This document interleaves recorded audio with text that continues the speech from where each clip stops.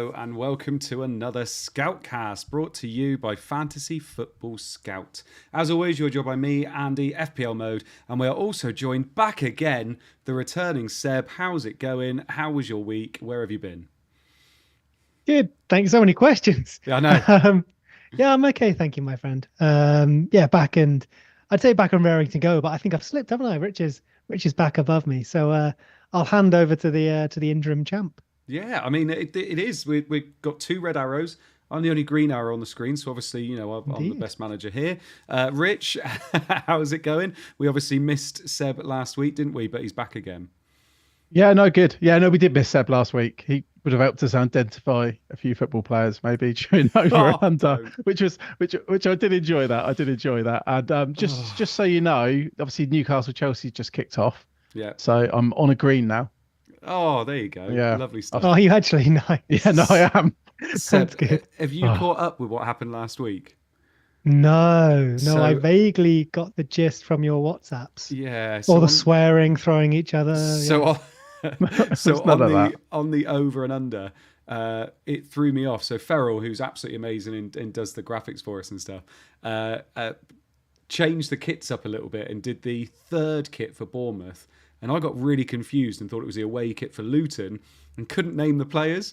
And I was looking at Flappy for help, and Flappy was watching the Arsenal game, and it was peak podcasting. Amazing. Honestly, it was so good. Have you ever, to be fair, football players out of context is such a weird one. So we're so used to not only seeing them in football kit, obviously, but knowing, narrowing down who someone is based on the kit they're wearing. Again, obviously. Yeah. But yeah, you ever do that thing where you just see a picture of a football player in real life? And you're like, I have no idea who that is. And then it turns out to be someone really obvious. Yeah. Just out of context, you're just a person. Yeah, and if you saw Zabani in Sainsbury's, for example, yeah. you wouldn't look twice, would you?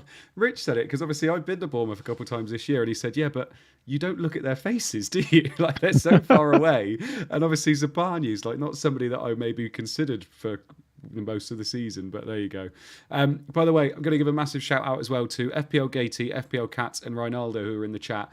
They were three of the guys that we met on Saturday. We had a meetup in Yeovil. We watched the United game, then went to the Yeovil game, which was awful, and Yeovil lost 1-0 to Welling. And then we went back and we watched the Arsenal game after that. But massive shout out to everybody that was there. Doing meets and things like that is amazing. So shout out for you guys. Right. A little bit of a chat about what we're talking about tonight. It is Blank Gameweek 29. This is the game week we've been looking forward to, isn't it? This is the big game week. It's going to be so exciting. Not really. It's a blank game week. There are only 4 fixtures, so we're going to be talking about who we need to be getting in this week. We are going to be thinking about free hits. So Seb and Rich are both going to be playing their free hit this week. They have planned for it, and this is what these kind of surmounting coming up to their planning into free hit 29. And I wildcarded last week, so I'm not free hitting. So we're also going to be talking about players we want to bring in if you have to keep them long term.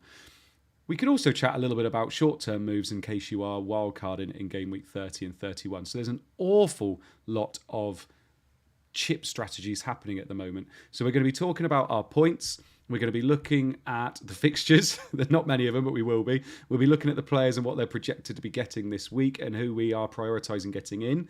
We've also got our overs and unders for just this blank game week. We've got our bust teams, we've got our free hit teams, we've got the community team, and we're also going to do a Q&A at the end as well. Before we start, though, I just wanted to touch on this briefly because it's been all over the timeline for the last couple of days. Seb, the last couple of seasons, we have had a very clear, this just makes sense, we're going to go this way with our chip strategies. And I would say 95% of people, unless they'd used chips previously, kind of went the same way. And I can remember what happened the last couple of years. People going, this is boring. Everybody's doing the same chip strategy. There's no differences here. This year, there's been quite a nice variety, I would say. But the animosity I am seeing on the timeline about people going different ways has been a bit crazy. I mean, what's your take on it at the moment?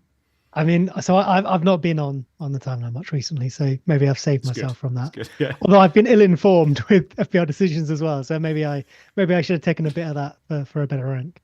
But I think you say more variation, more diversity this season. From my slightly undereducated point of view, I feel like last year there were broadly 2, I think, and in years before COVID and before all of that, it always felt like there was 2-ish. So it was like there was always that big double, and there was always there for a big blank, and then there was maybe a smaller double or two. And so it was just a case of like, do you take the probably more popular route of wildcarding just ahead of the big double, using your free hit in the corresponding blank, and then using your bench boost to get the most out of that big old double? Then you probably triple captain one of the other doubles. Some people would go a different way, maybe based on team or maybe based on preference, and go for like a slightly smaller double to use their wild card, but maybe the advantage was like less time in between it or something like that. That generally always felt like the way before we had COVID. Then we had COVID and other shenanigans, and yeah, you're right. It definitely felt like there was a route. Sometimes we were forced into it. Sometimes we were given free wild cards, stuff like that. But I still felt like there were choices. There were still maybe those two options of like, yes, the more obvious one, but then a more nuanced route that could still work out for you. Trying to think, what was it? Was it last season when it was like, do you triple captain Salah or do you wild card? Something like that, whatever it was in that week where like a lot of people triple captain Salah. I didn't. I think I might have used another chip. It might have been a wild card or something like that. That kind of felt like the big choice. Mm-hmm. This season, yeah, you're right. It feels like maybe there is at least one more route, but it's still the same idea where we've still got this period of doubles and blanks, and it's just about how you set up for it.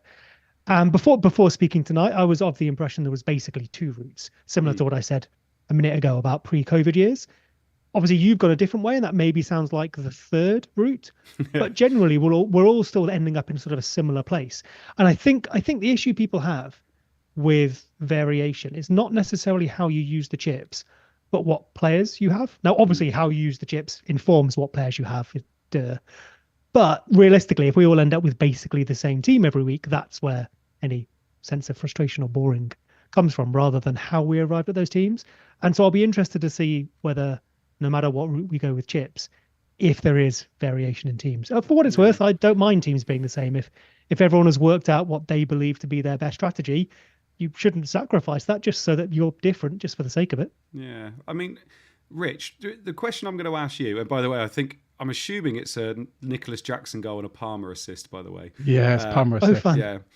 But Rich, what I was going to ask you was, why do people care what other people are doing so much? Like, I know, that is what Twitter is, isn't it? Like, people caring about things they shouldn't really be caring about, I guess. But why do they care so much what other people are doing? Surely if you just think this is what's right for me, that's all anybody should be worrying about, isn't it?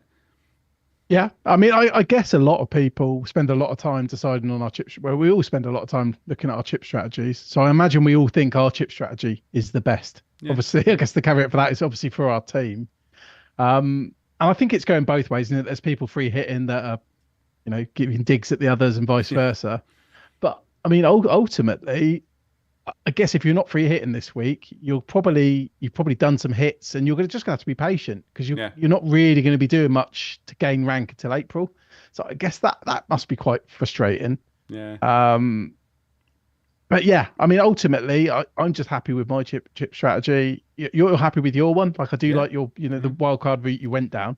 Yeah. Yeah, I don't really care what other people do. No. Like I do care. Like I find it interesting from a FPL point of view what they're doing, but ultimately it doesn't affect me. Yeah. And if I was the only person free hitting this week, I'd almost find that more exciting. So if you're in like some niche scenario like you are, where you wild carded last week, where there's much less of you, I mean that's more fun because you can have a lot more. One route's can ultimately get more lucky than the others. Yeah, exactly. And to be fair, I remember Seb saying this to me a couple of years ago, saying that you can't expect to have those like green arrows and gains every week. Like there are going to be times where you make those gains because of the chip strategy you've gone for, and there's going to be some other week where everybody else has those gains, and it's just you've got to be okay with the fact that you're just not going to get them every week, but you're going to have them some weeks, and I think that's right as well.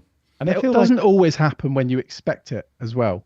As in, when we all had like 3 Liverpool, 3 Man City, and a lot of us got red arrows that week. Yeah. And I've had weeks where I felt like my team's awful, and I've got a green. This actually though does feel like a week where unless you do something very silly or Areola goes big or something, it's almost guaranteed. It's as close to guaranteed as you can get. It doesn't make it better though.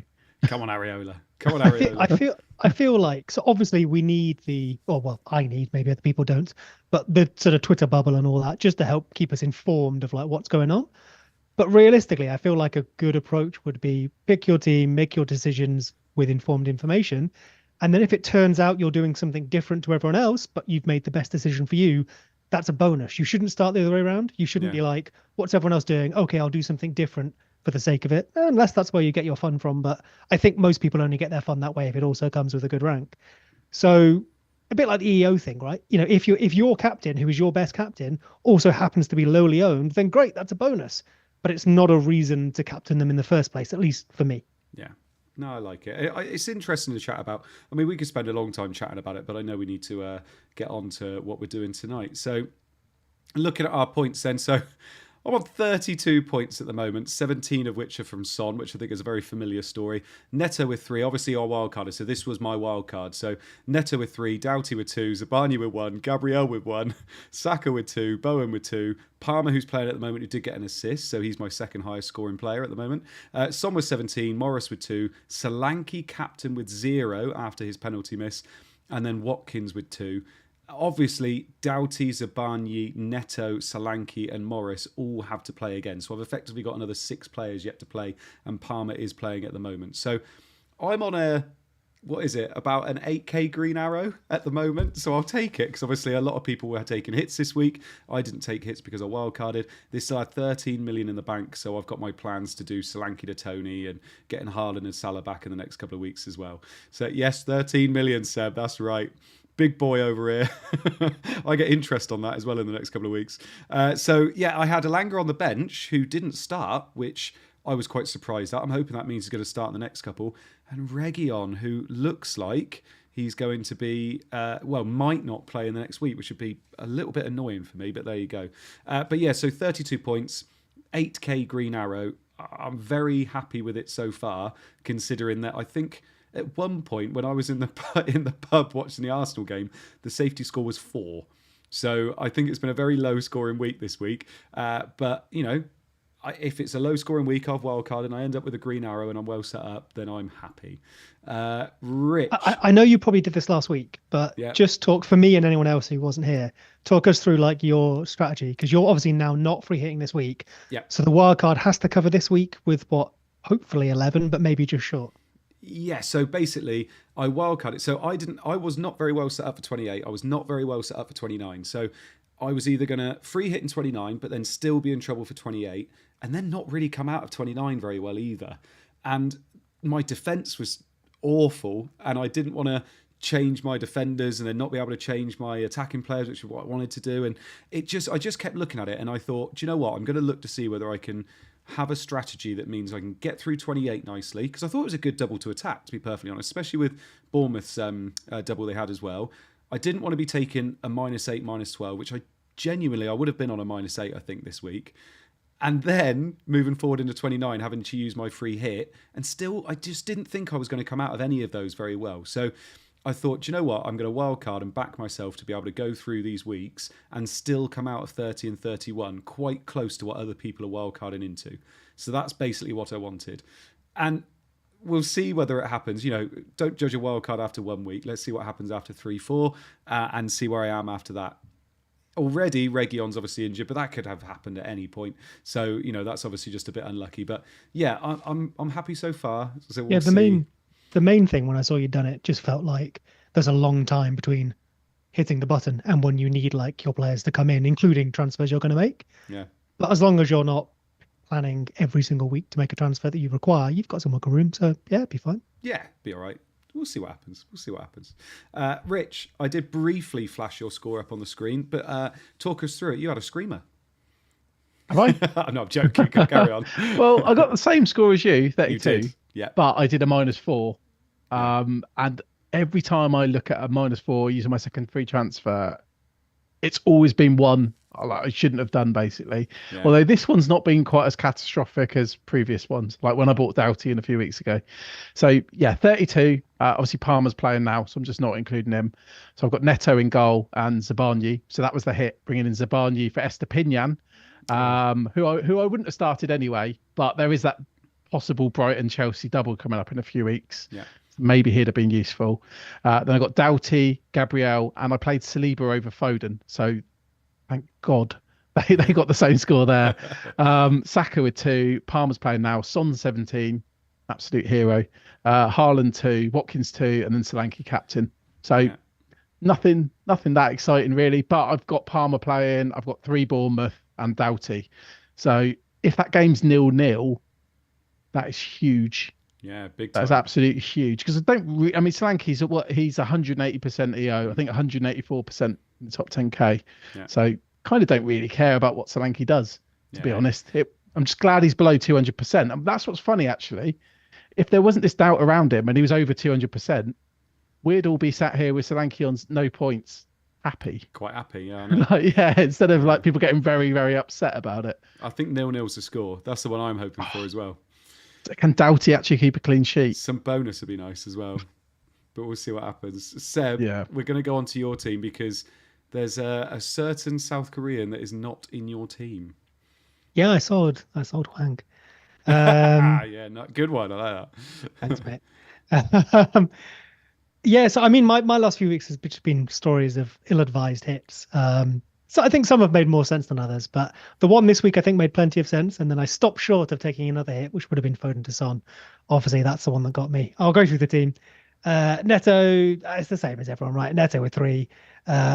One of any Bournemouth defender you could have had, I went with the left back, got 0, good times. Gabriel with 1, Doughty with 2. Saka, Foden both 2, Palmer with 4 so far tonight. But again, I don't think that makes a huge difference. Madison got 9. I went Madison 1 week ago, because I couldn't afford Son. And I didn't do another hit to do Foden to Son this weekend. And unfortunately, I'm a fair bit short on that one, but that's the way that goes. Solanke captain, as with everyone. Haaland and Watkins as well for a combined 4 points up front so far. And then Raya, Douglas Luiz, Trippier, and Pedro Porro on the bench. Obviously took a hit to make sure I didn't have to play Pedro Porro and could get an extra Bournemouth defender in. So yeah, one of those, probably if I hadn't touched my team for the last few weeks, I'd be doing better. But that's not how we play this game. We make our teams worse. That's what we do. So that's what I'm trying. So unlucky, Kirk's owners, because obviously he got booked in the first half, conceded, and went off half time. And you think, I didn't see that coming. I thought he was going to obviously play both games.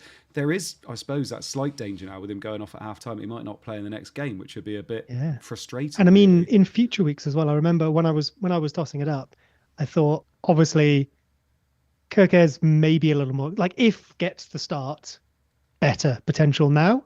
The risk was obviously whether he got the start. Injury news sounded like he would. Although X-Min's, unless it was an injury, X-Min's maybe not the best shout because he was taken off at about half time, I think. But the problem could be in a few weeks' time when if you need that Bournemouth defender again, we've obviously using the free hit in 29 and we'll want maybe a Bournemouth defender to play in the future. I think if I've got my planning correct, if he's no longer favoured, that could be a bit of a problem.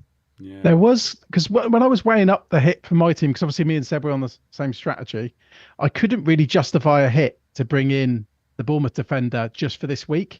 Yeah. But there was obviously the knock-on effect that there's still a chance at a double, like you said, in 34.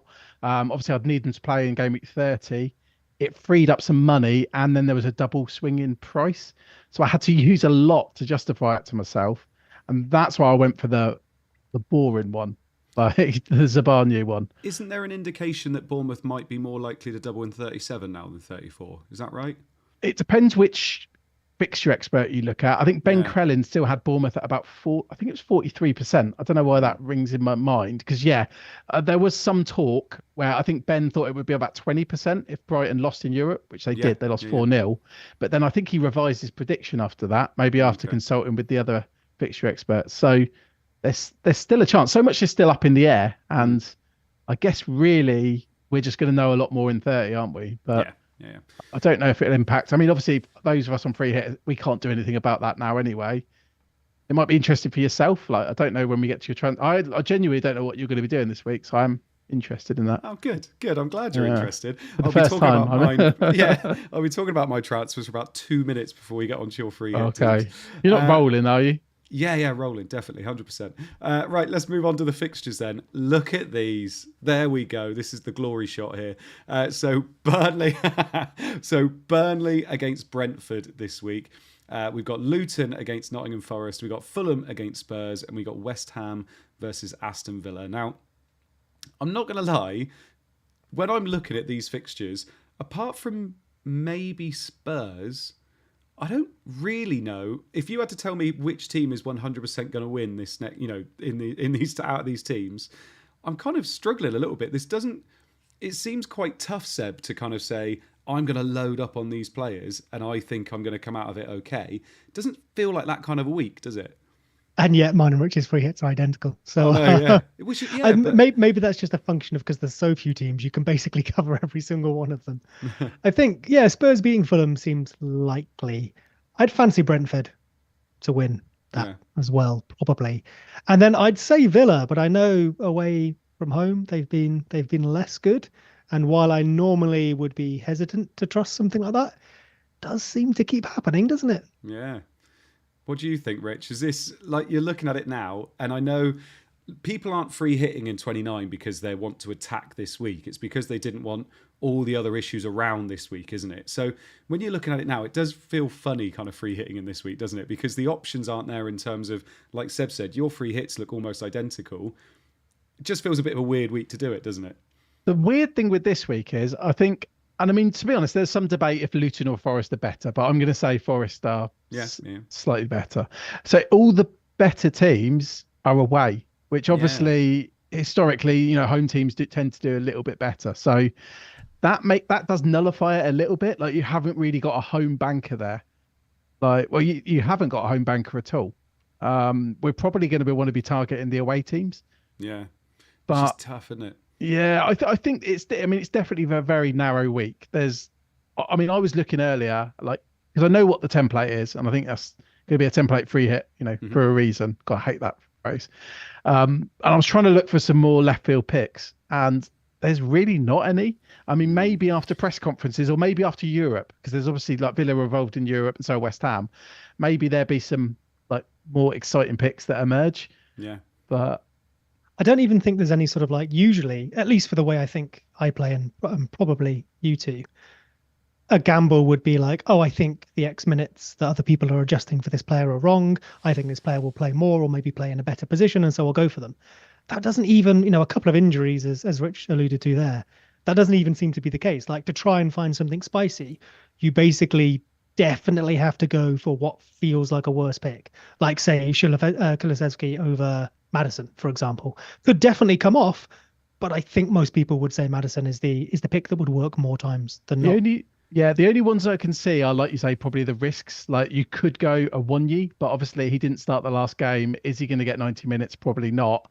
And then we talked about, or briefly mentioned Europe. I mean, obviously the fullbacks or wingbacks for Villa. I mean, you're gambling big time there, because not only is it hard to predict if Dean or Cash or Moreno, who plays left back or right back, they've also had a few 58, 59, 60-minute subs as well. Yeah. So that's almost reckless, a little bit, even though one of them's actually in my current draft. I suppose the other thing we should say is as well, Rich mentioned earlier about how there's not really a home banker here, and it's all the away teams you would think would win. The thing we will say is we're expecting goals in all these games, and Brentford, Forest, Spurs and Villa, especially Villa away, all of them can concede goals away from home. So you're looking at those Burnley, Luton, Fulham, West Ham teams and thinking, well, an attacker wouldn't be the worst idea, because those away teams will probably concede goals in this game week. So when we're looking at it, and we're going to look at the over and unders later, clean sheets don't seem easy to come by, do they, Seb? No, I think that's a fair assessment, and maybe that's where you could, talking about can you find any differences? I think Son, Maddison, Pedro Porro is probably a popular Spurs trio. Maybe not the best fixture for this, but if you thought clean sheets aren't going to happen, Fulham will score, maybe that's where you grab another Spurs attacker instead, and you can gain a little bit of an edge. But even then, I feel like I don't know if the right word is trying, but if you're trying to find a difference, you should probably just stop trying. Yeah. Stop. Well, that's such good advice for our listeners. Just stop trying, guys. Stop. I was thinking about. That's what I've been doing the last few weeks, and I've dropped about 15k. So I don't know about that. There's been previous free hits that I've thought about in blanks or just teams we built from, and I just remember building up. I remember one year we had Newcastle before they were good. I'm pretty sure they played Huddersfield, and I remember going triple Newcastle defense. There's nothing like that where you can just triple up on a defense, and that's the back line. This one feels a lot more. You're just picking the highest attacking upside from several teams. One thing I will say on this though, and like I know everyone's kind of already made their decision as to whether they're going to free hit this week or not. So, Yep. not that helpful. But if we all come out of this week with like 40 points and someone like Andy, although you've wildcarded, hopefully it works, but comes out with like 20. So we make a net 20 points.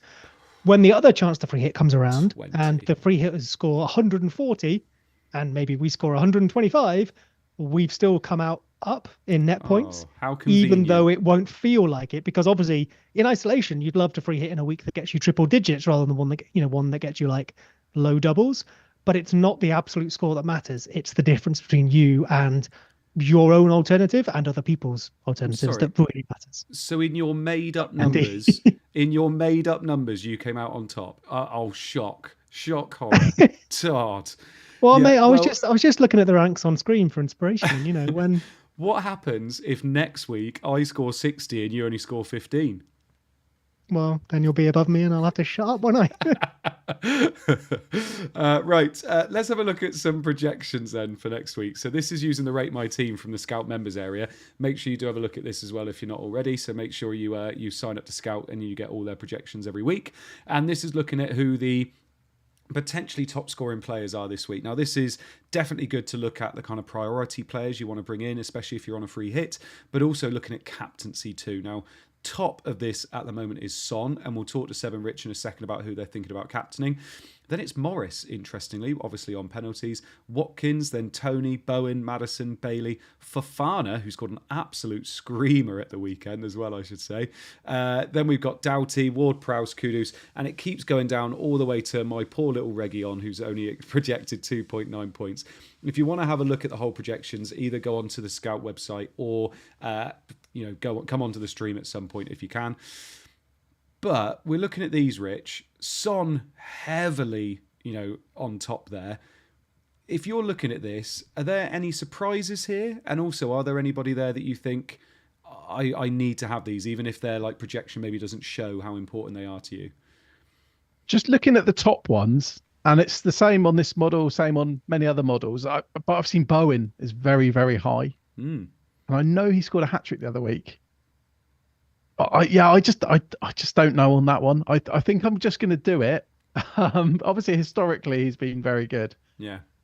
That's one that I should be 100%. It seems to be one that a lot of people are 100% on. I feel like I'm at 90% on Bowen. And the same as Morris as well, although I'm a lot lower on Morris. I'm just a bit, I think I want to see what happens midweek.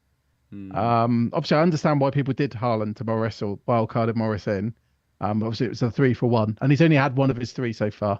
Yeah. But I am just wondering if there's midfielders I'd rather have than Morris. And I'm saying that, and I'm addicted to penalties as well. And obviously, I want to know what's happening with Adebayo. It looks like he's out, but if he came back, then Morris could be playing deeper, or have his minutes. I'm assuming you can't make a free hit with 7 penalty takers for your front 7, or can you? Oh, I mean, speaking of differences, you could. I mean, it's funny actually. Rockstar mentioned that earlier, but it's a lot of stuff like you'll have to go Paqueta over Bowen. There's Tony. Obviously Forest. We're assuming Gibbs White's on pens, but there is still a chance it's Wood. I'll be interested to see. I know you're always chatting up Mark. Maybe you could ask him what he thinks. If we need to get Wood or not. Bit of pillow talk. Yeah, exactly. Yeah. You could. There's a lot of penalty takers I don't really like. I mean, is Douglas Luiz going to play even deeper? I don't know. I mean, with McGinn injured, and it's an away fixture. Not injured, suspended again. No, because James from Planet FPL came. I don't always look at these stats, but it was actually just really interesting. Douglas Luiz home and away. Yeah, and I know he got an assist away the other week, but it was only like a 4-pointer in the end that he got. So yeah, I don't feel like Douglas Luiz is one I'd want to get either. When I did think a few weeks ago, he'd definitely be one I'm going for. And I'd be interested as an owner if Seb's going to go Douglas Luiz. So, no, barely. Can I just go to you then, Rich, and I'll ask Seb about this table in a minute as well. Yeah. You haven't named one player you really like. Who are you going for? As in one player, I mean, Son I've already got. I'm excited about owning Tony. Right. I'm excited about owning Tony, but it's the culmination. I'm not just going to play my 5 players. And there will be the same question, like when you free hit in 34 or 37, whenever you free hit, You'll be taking out like Son or someone to have, I don't know, Sheffield United defender.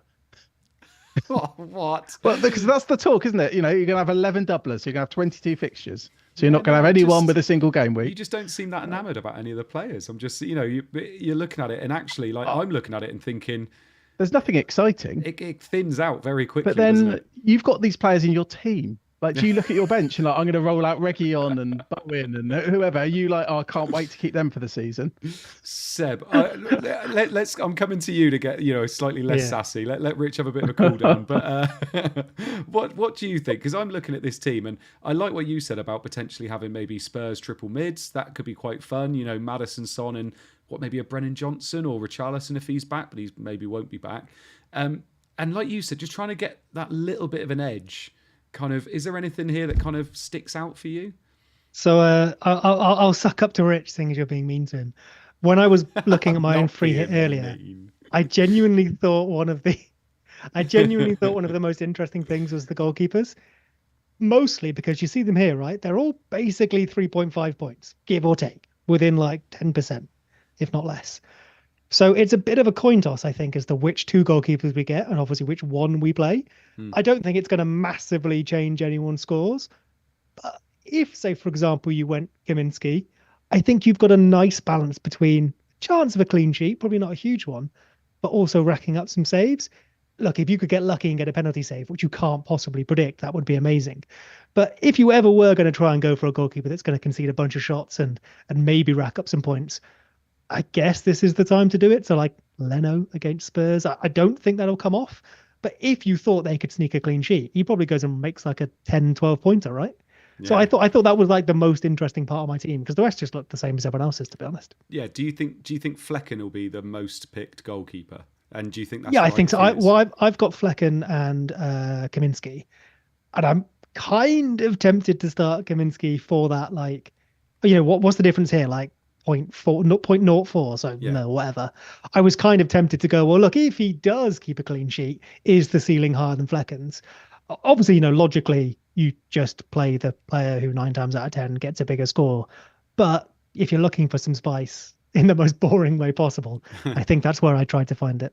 No, that's fair enough. And it should worth noting as well, that like Timo Werner, for example, here is probably higher than you would expect, because I think this is giving everyone 90 minutes, or at least the minutes haven't been properly accounted for with team news and stuff yet. So like Timo Werner, Son, Maddison, Kulusevski, and Brennan Johnson probably can't all be averaging over 3 points because one of them's got to be benched, I think. Yeah. Rich, you look like you've calmed down a little bit now, so I'll come back to you. If I asked Seb the question, I'll ask you the same question as well. That little bit of an edge, where do you see it here? Where do you see you thinking, like you mentioned about triple defence, that we might have been able to play another free hit week in a previous season? Is there anything you're looking at there? Like I mentioned before about triple Spurs mids. Is there anything else you're looking at that you're thinking, actually, that could be something that I can get over everybody else?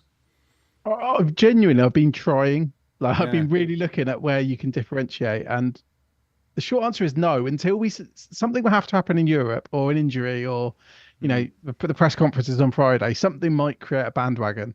On keepers, I am literally trying to pick my team and then fill in the keepers after, because I want obviously 3 Spurs. So I'm not going to go for the Spurs keeper, for example. But yeah, I mean, that could be a lucky coin flip, couldn't it? Which one you go for there? Flecken does seem like the obvious one, just because, I mean, they're the favourites for a clean sheet in a pretty bad week, 4 clean sheets.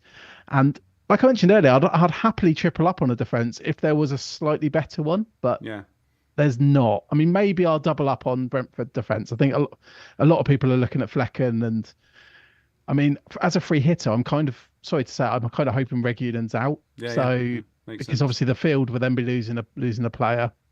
But no, there's not. I mean, again, though, Villa wing backs might become more, because they could have 120 minutes on Thursday night as well. Yeah. So, I mean, that could be an edge. But West Ham defence maybe then? Like if Villa are rubbish away from home, if especially scoring goals, I think I saw, check that, making it up. But, if they're also, tired from midweek, do you think there's a chance of West Ham defenders coming off? I mean, I think I saw some Zuma, and I had Soufal in one of my. Zuma was benched at the weekend, which I know. Which I noticed. And I must admit, I'm not sure why, because I haven't been looking at West Ham defenders. Yeah, I don't know. I'd have to look into that. I guess but that again, we're not going to know till Thursday, and obviously that's why I'm going to obviously finalise my free hit on Friday or Saturday. I mean, basically, mate. But I'll let you know what we're going for. Yeah. Thanks, bro. Before we move off this, I should say as well for everybody listening, we are going to go through Seb and Rich's free hit team at the end. So we're having a kind of general discussion about the players, but then they're going to let us know which players they would be picking in their free hit teams based on the information we have at the moment towards the end. So make sure you listen till the end. But Seb, before we move off this, a few people have mentioned it in the chat, and I've seen it on the timeline a bit as well. A few people saying that Wissa might be a shout now as well. He was very good at the beginning of the season. Like, very good. Him and Mbumo together seem to be quite a good partnership. He's back. He obviously scored that lucky-ish goal against Arsenal, where obviously Ramsdale made a bit of a mistake. But could Wissa be a little bit of a shout, or is it going to be tough to fit him in terms of you can only pick 3, maybe 2 strikers? I was just going to say, he's a striker, isn't he? Not a... Yeah, so I think you always go Tony. Everyone will have Watkins. And then who was the third off the top of my head? Probably Morris. Oh yeah, yeah. So maybe that's the decision then, Morris or like a Wissa or something like that.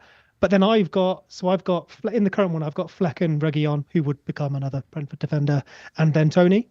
So not only are you potentially competing, like we say, with 3 other forwards for that slot, but you're competing with 3 other Brentford. So it could definitely work, but it doesn't feel like a potentially obvious one, right? Yeah.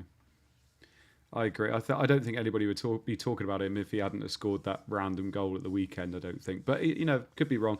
It's a shame because Mbumo was coming back in training, so that would have been quite interesting having him back this week, but it doesn't look like that'll be the case. By the way, if anybody is listening to this after the fact, Anthony Gordon's just gone off injured in the 35th minute, which is a bit of a shame for Anthony Gordon owners. Right, moving on. Oh, wait, 1 second. I've just remembered someone who I am excited about owning. Who's that? I'm quite excited about owning Gibbs White because obviously he's on penalties. Yeah. Nice. I mean, not like I'm not going to start doing laps around the block because I'm getting him in, but that does feel quite fun. Actually, and also a player that we haven't mentioned yet that quite a few people got in last week and he was on an absolute stormer for 4 or 5 weeks is Muniz from Fulham. So obviously there's a lot of people talking about him. He's I think he's like 4.5 million still. Either of you two tempted? Another forward, isn't it? So again, Yeah. I think you're competing for that Morris slot, which, like, now that you've mentioned it, I think I just automatically went Morris. He's high on this table. I think you could have a conversation about that, but again, you're trying. I think you're looking, which is fair, but you're looking for something different as opposed to. I'm not saying blindly follow this, but Morris 4.7, Muniz 3.4 here. You need to find a good reason to go against this prediction. Because in examples where the prediction is really close, like only a couple of no decimals or something, then it's basically a coin toss. That's fine. But if this model is saying there's such a difference between those 2 players, I'm not saying you have to trust the model. You just need to know why you don't trust the model. And that's quite a big difference. So you'd need a good reason, I think. Yeah, I do prefer Morris in that scenario. I still think Brozier worries me a little bit. Like, could he start getting a few more minutes? And then there's no penalties as well. If you were somebody that was not on free hit, would it be tempting to bring Muniz in if you were, say, like saving your wild card, if you already used your wild card? Would you recommend getting someone like Muniz in, knowing that's going to free up funds, especially if you've got Salah and Haaland that you're wanting to get to? That could actually be interesting, couldn't it? Because, like you say, you're freeing up funds, potentially. And then they've got Sheffield United in 30, then Forest, then Newcastle, and West Ham. I mean, good fixtures. So, yeah, I actually quite like that shout if playing. I guess as long as you're happy killing the 3rd forward slot, which if you're trying to get Haaland and Salah, maybe you are happy doing that. Just trying to think ahead to like doubles and stuff like that. Are we going to want 3 forwards? But they don't have doubles though, do they, Fulham? Based on the predictions. Fulham, I believe, I haven't got that sheet open. I don't believe they do. No. I think they're one of the teams that play in all the blanks. Yeah. From memory. But then you are, I guess you are then ruling out. I mean, you're sorting a short-term problem because I think soon we're all going to be talking about how to get Salah. Yeah. But then there's going to be how are you going to get Man United attackers and all this kind of stuff. So some of us have 13 million in the bank, mate, so we'll be fine. Which is earmarked for Haaland and Salah. Anyway, some of us. Who's your 3rd striker? Morris. Mine, Morris at the moment, yeah. Nice. How long are you going to keep him a while? Yeah, a little bit, yeah. Anyway, let's move on to some over-unders. So we've seen the projections from Scout. Now these are my predictions. I mean, superior, some would say. So we've got our over-unders for this week. And every week I ask the duo, can they tell me whether they think it's going to be over or under? Seb, did you let us know how we got on in the double game week one? No, you can let us know next week. Yeah, you let us know next week. When Seb wasn't here? Yeah, that's the one. No, of course he didn't. But I'm sure he'll let us know for this one for next week. So, Seb, we've got this week Porro, 3.5 million. This is 3.5 million, 3.5 points. And this is just for the blank game week. So, away to Fulham, do you think Pedro Porro is going to score more or less than 3.5 points? Well, I mean, like, based on just looking at my team, I think the answer to all of these is just under. Because no one, like Son was 4.7, I got 7.5 here. But in the spirit of this game, I do hope that Porro can return more than 3.5. I'll be playing him, and I will be hoping for more than that, because if he keeps a clean sheet, if he gets any sort of return, you would expect that to be more than 3.5. So I will go over. Over. Rich? If I free hit him in, it'll be the first time I own him.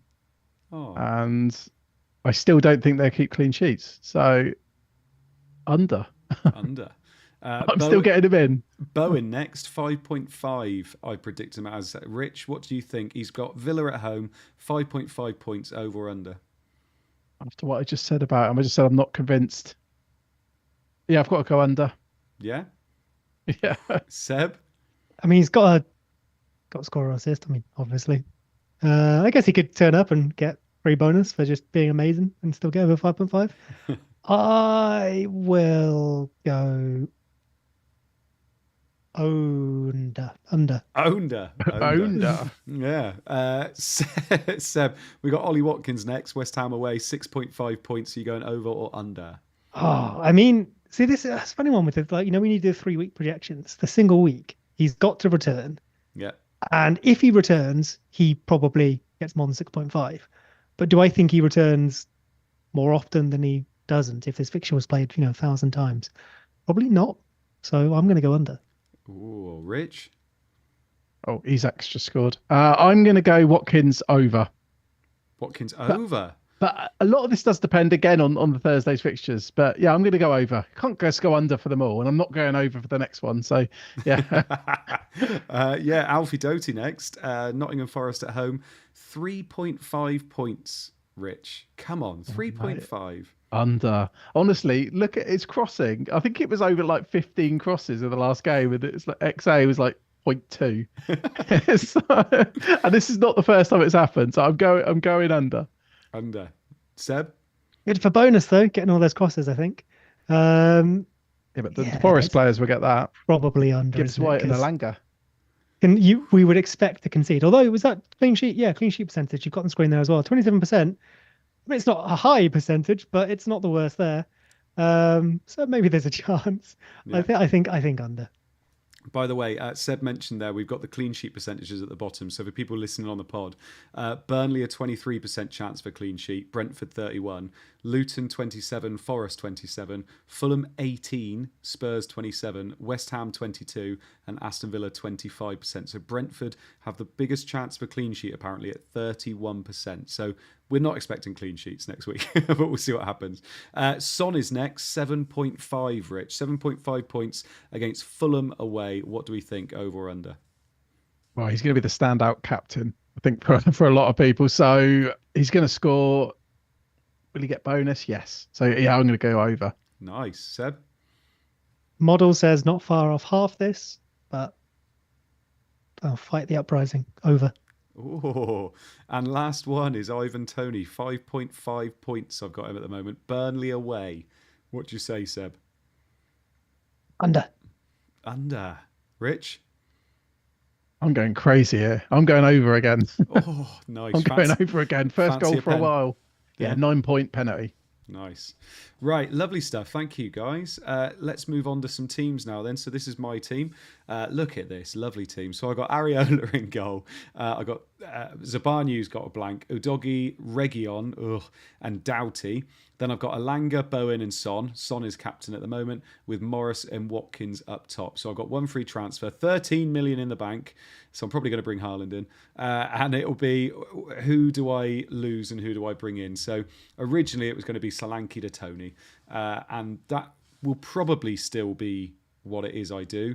But Solanke to Muniz is something that I'm thinking about in terms of keeping that money in the bank, because obviously there are going to be some players I want moving forward. I do have, if I do Solanke to Tony, I can get Salah and Haaland absolutely fine in the next 2 weeks. And I've got about a 1 million buffer to do that. So Bowen to Salah, and then it would be Watkins to Haaland. But if I get Muniz, I could keep Watkins if I wanted to. So it's which one I do this week, whether I go for Muniz or whether I go for Tony. Tony's fixtures are lovely until the end of the season, but obviously they don't double. Muniz has got lovely fixtures for the next 5 or 6 as well, but again, they don't double. So it's bringing in 2 players that aren't going to help me in the next, 34 and 37 because they don't double, but they've got a good game this week and they've got nice fixtures moving forward. So we'll see what happens, but it's between those two, I think, and it's Solanke going, I think I'm fine with as well. Seb and Rich, any thoughts on that? Yeah, have you got anything in the bank? I don't think you've mentioned it. I've got a little bit. Nice. Yeah, a little trust fund. Nice. Yeah, you put that away somewhere safe. Yeah, I have. Yeah, keeping it for the kids. Yeah, a Norwegian bank, I hear, is a good Yeah, place it for is. Yeah. Named it after my. It's under my dog's name, I think. Yeah. So, any thoughts? Any thoughts? Yeah, Woofy. Yeah. Any legitimate thoughts? Is there no chance you take a hit? Is there no chance I'll take a hit? So you won't. You're definitely going to be playing with. So what? You're going to have 10 maximum.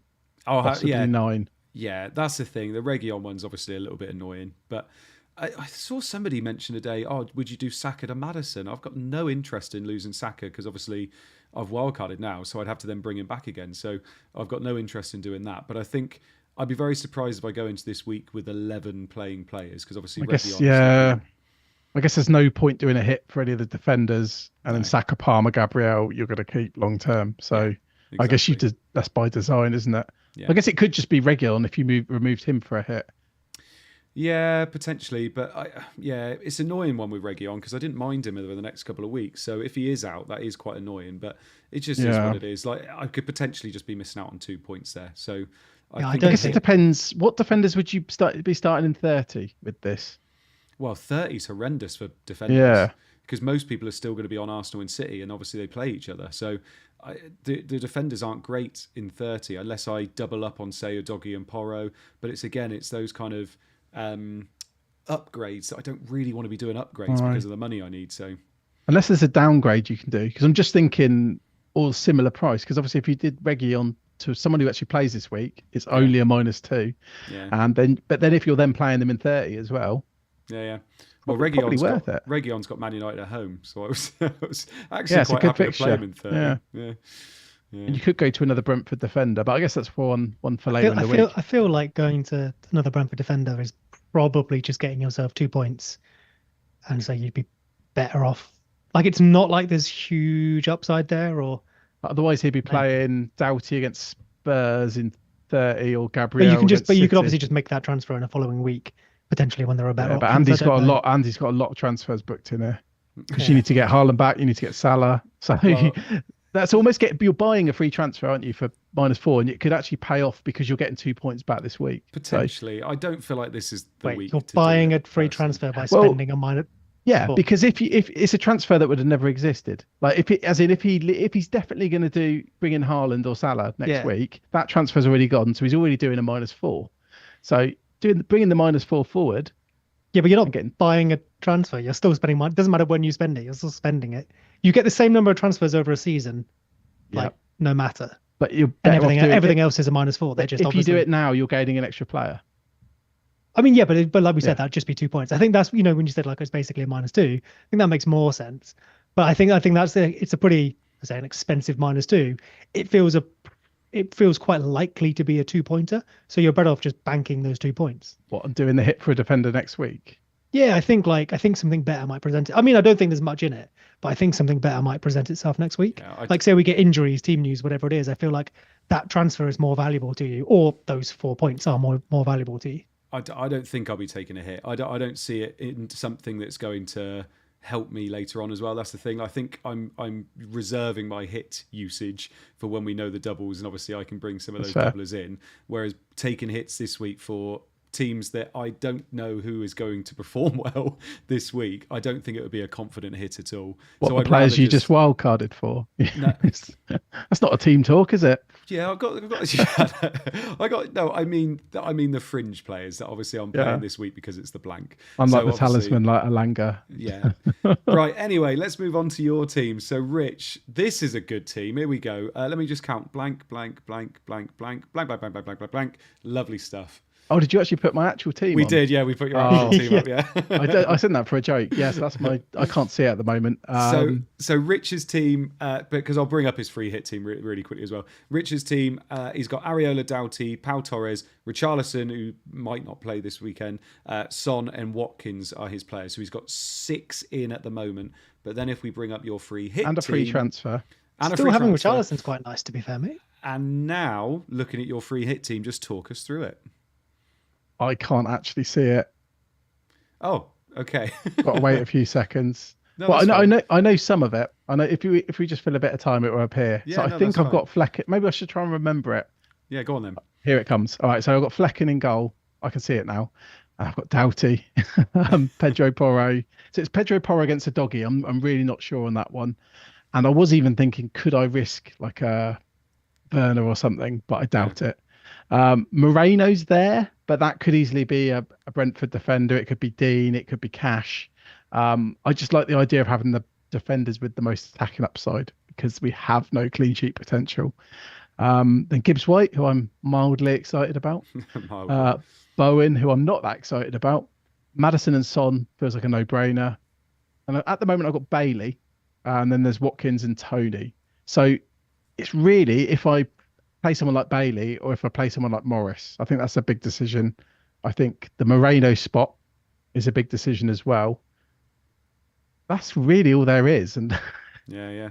I want to sound more excited about it, but it's just doing a job. It's just getting some points this week. Yeah, it's not an exciting free hit week. It's efficient, isn't it? It's like an efficient one, yeah. It's German. It's a German free hit. Seb, looking at Rich's free hit there, how many differences between his team and your team? I should count. So 1 in the goalkeeper, 1, 2 in the defence, but they're the same team. Midfield is identical. Front line is identical. Cool.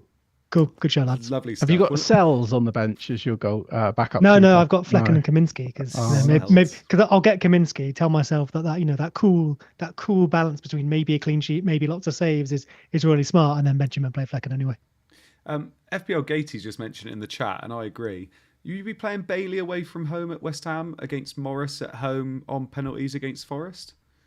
Again, we just need, I hate saying it, but more information, because obviously it depends on Europe, doesn't it? Once again, what happens with Villa, what happens with West Ham.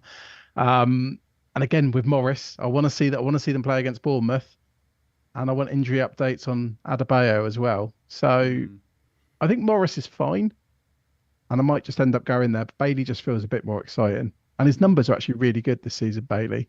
Whereas Morris's aren't, but he has penalties. Yeah. Okay. And then Seb, your free hit team. Just talk us through it, please. Sure. Control C, Control V. Kaminsky and Flecken. So I've sent you the transfer page. So for example, I hadn't even considered that I'd probably be benching Morris because I've not set it up yet. But Kaminsky and Flecken are the goalkeepers. Matty Cash, again, like Rich though, wing back information on Villa would be good. I just went with the 90 minutes more recently. Moreno gets subbed a bunch, so I thought potentially safer if we get nothing. Doughty Soufal was my West Ham defender versus do you have a Forest defender, didn't you there? I had Murillo, I think. Yeah, cool. So I think if I think I mentioned earlier, right, if West Ham maybe have a little chance, Soufal's got a few assists this season, best of a not great bunch, and again probably ends up getting benched, but he's there for me. Pedro Porro and Reguilon. Once again, Reguilon, see the injury situation. Maybe that becomes another Brentford defender or another player altogether. Midfield, I suspect, is the midfield everybody has, which is Bowen, Gibbs White, Bailey, Son, and Maddison. I would captain Son, I think.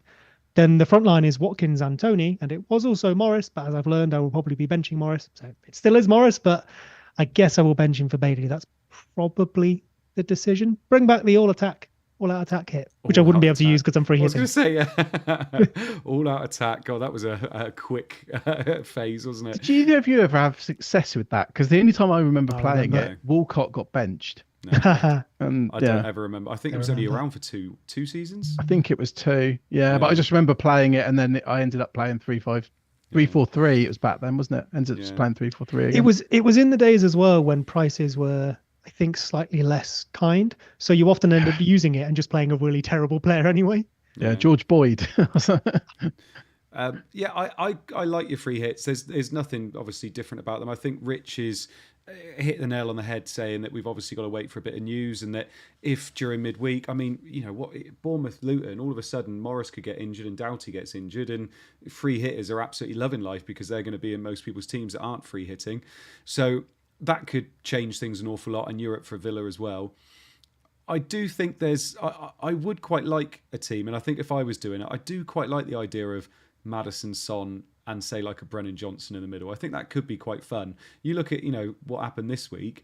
They all absolutely went crazy, didn't they? So it could happen again in a another away game. So that could be quite nice. But I just think you've both done the right thing in those defenders just aren't worth investing in, are they? Like, they're just pick some defenders with a bit of upside in terms of attacking, which you've both done, and then just make sure you've got all those key players. If I said now, so I'll ask Seb first. So for people free hitting, or for people not free hitting, who are your 3 most essential players you have to pick on a free hit? Could be any position, but who are your 3? Oh, so on a free hit, 3 you have to have. Heung-min Son. Probably another Spurs. I guess would probably say Maddison, but maybe there's more choice there. You have to have Son. I think you need a second Spurs because we fancy them the most to get points here, right? And then, I think a lot of people will go Bowen. I think will be very popular, but I'd probably argue one of Watkins or Tony. And again, maybe down to ownership as much as anything else, because they are going to be nailed on for absolutely everyone. One of them's obviously a penalty taker. One's done very, very, very well so far this season. If I had to choose, I'd probably go Watkins, because maybe Tony could be sacrificed for, like you say, Vista or something. But I don't really think there's another option from Villa's attack. Yeah, you've got Bailey, but maybe you bench him for Morris. I think you have Watkins. So I will go Son, another Spurs, and Watkins. Nice. Rich, who are your 3 most essential players for free hit 29? If I go 1 for each position, not including goalkeepers, so Son, Tony, I think they're pretty straightforward. I can't believe I'm going to say this. Possibly Doughty. Oh, okay. Because they've obviously got a home fixture, and yes, I think he's been overhyped, and I think that's why maybe I've been a bit negative with him. But it is a home fixture, and I think he is a standout defender. Because I mean, even with Porro or Doggy, there's alternatives. Like, you could go for another Spurs attacker. You could gamble on that. So yeah, sound like I'm contradicting myself now, but I just think because the defenders are so bad that Doughty's actually a very, very good pick this week. If you want a little bit of a treat as well, have a look at Udoggy's heat map from the weekend, and then look at Porro's. Udoggy was so ridiculously far forward, and it could be very, very interesting. Like, I've gone Udoggy on wildcard, but that was because of money, and because Porro wasn't, declared definitely fit. But Udoggy looks, I mean, he hasn't got the consistency in his delivery that Porro does. And obviously, decision making is definitely with Porro over Udoggy. But yeah, just have a look at his heat map from the weekend, because it was a bit ridiculous. You do raise an interesting point there, because, and I know Spurs are bad defensively. I mean, we've seen the stats this week. If you could bear going without Maddison, maybe going like Porro, Udoggy, and Son. Yeah. Because the defenders are so bad. I mean, I don't think that'd be the worst play in the world. And you could do that with anyone, couldn't you? You could go for a double or even triple defense in some cases. Just hope to get lucky. Ignore the stats. It's 1 week, instead of hedging and playing it safe. So, I mean, if you were on free hit, would you consider that? No. You'd go for Maddison. No, I've already said I'd have triple Spurs in the middle. Oh yeah, of course. Because so they're the team I feel could score 4 or 5 goals any game. And so that would be the one where I go, I think. I like heat maps, but just looking up the sort of raw underlying data, Pedro Porro for the season averages 0.34. non-pen XG and non-pen, obviously, XA. And Udogi is at 0.2. So that's a big difference to, like I said, I think heat maps are valuable, but does that heat map from last week make up a 0.14 difference? Probably not. And their numbers come from relatively similar places as well. Both come in at 0.09 for XG and 0.11. So Udogi just wins there. But obviously Perez's assist threat is so very much higher that I think you probably do expect Porro has lost his set pieces. Like I don't think he took any corners. Oh, that's a useful piece of information. Thank you. Yeah, because Maddison's back, and obviously Porro was on a lot of corners and free kicks, so that could hurt him a little bit. Look how it's changed over the last few. You'd want a little bit of an uptick in Udogi's kind of creativity, I would say, but he is getting very far forward, which is interesting. Quick look at the community team. So community team had Neto in goal with 3, Zabanya with 1, Saliba with 2, Gabriel with 1, Palmer, who's playing now, Foden with 2, Saka 2, Son with 17, Solanke captain with 0, Watkins with 2, Haaland with 2. They took a -4 this week, and they basically got a grey arrow. They're about 220k. So they're doing all right. They're well set up. They've still got their wild card, so they haven't ruined their season yet, and they should be they should be okay moving forward. But 220k, they've got a little bit to go to catch us up, but they've definitely. I mean, I've opened the door for them now, so they've got every excuse to catch me up now. So we'll see how they get on. Right. Last thing, let's do a little bit of a Q&A from the chat. We've had quite a few people in the chat chatting to us. So chuck your questions in and we will answer as many as possible in the last 5-10 minutes. I will say, boys, I'm so impressed. You have not once talked over each other this evening. I'm so proud of you. Those late night lessons that I've been giving you on Wednesdays and Thursdays are really paying off now. What those were about. Yeah. But no, proud of you, boys. Why did we have to wear you've just done it. Oh, no.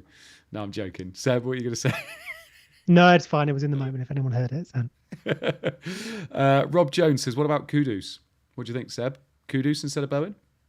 Nah. No? Rich? I barely want Bowen, so no. Do you know what? I was even thinking Ward-Prowse at lunchtime, but no. I looked at Ward-Prowse and I was reminded of that first time that we just looked over each other again for the second time in a minute. It's because we're excited, Seb. Nailed it. But yeah, do you remember what the early 4 or 5 weeks of the season when Ward-Prowse got a return every week and then went straight back to being the player we expected? I recall he was maybe playing further forward, or just getting a bit of jam. But yeah, I did the same thing. I had a look and immediately just went, nope. Bob, hang on, that has changed. Sokan says, who's the best differential pick for the free hit? So out of all the ones we've seen so far, Rich, who's your favourite pick that hardly anybody's going to go for? Are there any differentials? That's the question. To be fair, I know he was benched in the last game, but I quite like your Alanga pick. Like, if you're confident he starts, his numbers have looked pretty good. So probably Alanga. Nice, Seb. But I'm not going to go there. I don't think. Yeah. We're not going to get any useful team news for this, really, are we? We're not going to, because I guess a Timo Werner versus a Brennan Johnson, if you knew they were starting, maybe that's a good shout. I feel like we've covered a lot of it. I think the biggest source of differences might be if someone gets jammy with a goalkeeper, as we mentioned earlier. Otherwise, it's probably your idea, Andy. Do you sort of sacrifice probably the more popular Spurs trio to go for 3 attackers and hope that they all get involved in some goals? That's probably the best place to find a differential. Yeah, I like it. Webby says, and Webby, by the way, was somebody that wildcarded in 28 as well, so shout out to you. Says, any thoughts about not getting Haaland back in 31, Andy? Not really, but I think making sure you have that option to be able to do it is the most important thing. So whether you think, I might not do that, make sure by the time you get to 31, you've still got that option to do it, because I think it would be silly not to. Evan Chowdhury says, Tony for captain. He's second on my list as captains this week. What about you, Seb? Say again, sorry. Tony as captain this week. I've got Son and I'm pretty solid on Son. Tony's probably not a bad vice captain. I'm not sure who mine will be. Maybe him, Watkins, Bowen, something like that. But Son is pretty easy captain to call for me, especially playing up front, right? Richarlison's not going to be back. Yeah, same as you, Rich. Yeah, I mean, it's hands down Son. What is funny is it did look a couple of weeks ago, didn't it? Like it might be a 3-way shootout, between Tony, Watkins and Son. Yeah, for the yeah. armband. But I just think what happened in injury time, and this is actually something funny because obviously Son did well, obviously partly because he's Son, but also because he was playing against 10 men. Yeah, And yeah. it was a bit like when Solanke got his hat trick, that was, against 10 men. So maybe we're going to put too much weight on Son getting 18 points because he was playing against 10 men. But I think it's close enough between. I mean, Tony's not really done that much in the last few weeks, No, he admittedly, with hasn't. bad fixtures. Hmm. So I think Son, even just being a midfielder, makes it that little bit, Yeah, I agree. easier. There could have been a lot more debate if I suppose if Watkins and Tony had done a bit more. Yeah.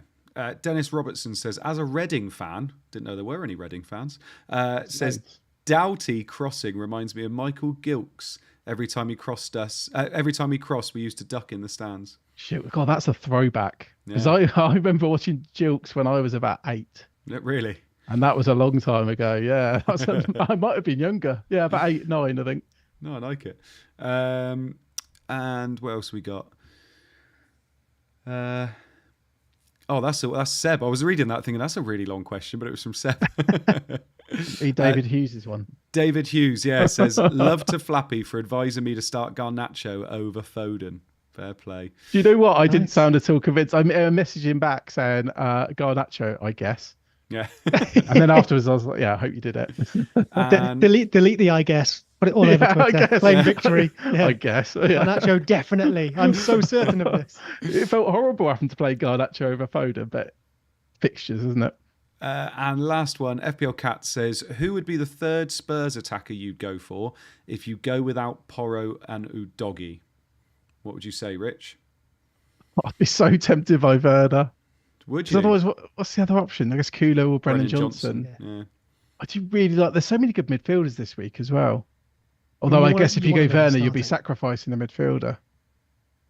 I'd probably want to go Werner, but I don't know if it's for the right reasons. Yeah. I just feel like partly it would be quite funny if if he did well. Seb, I think we're not going to get news. I don't think. You need to know who's starting. Like maybe I'm a bit more out the loop than others, but Son nailed, Maddison nailed, Johnson, Timo Werner. I mean, Kulusevski nailed, I think, so probably there. But maybe the biggest return comes from nailing Johnson or Werner. But I don't think you'll know that ahead of kickoff. Do you know what's funny as well? I mean, think how many years it's taken. I remember starting the season with Werner and Havertz all those years ago, and now look at him. Now look at him scoring regularly. Now that's like I started this season with Havertz. I was only about 6 months early. That was like the Paul Rudd meme, wasn't it? It was like, look at us. Look at us. Who'd have thought? Right. Thank you so much for everybody in the chat. I have no idea how many people were in the chat because I can't see it on YouTube anymore because we run it through Twitter now as well. So I have no idea how many were there. I think somebody said at one point we're at 350. So thank you so much for everybody for joining us this evening, especially considering the Chelsea game was on as well. Rich, thank you so much for joining us. I hope you enjoyed your evening. I did. And last time we ended a stream here, we got 2 Palmer assists in injury time. So yes, please. We got those, did we? I had him benched. I did. But I was just happy for Andy. Yeah, of course, yeah. When I dropped from 10k to 20k in 3 minutes. And Seb, thank you so much for joining us again this evening. It's been good to have you back. Hope you've enjoyed yourself. Yeah, thanks so much for having me. Hopefully being back has added something. If not, tough, I guess. Of course it did. Right, thank you so much, everybody, for joining us. And if you're listening on the pod as well, or if you're watching this after we've streamed live, thanks so much for joining us, and we will see you again next week. Bye-bye.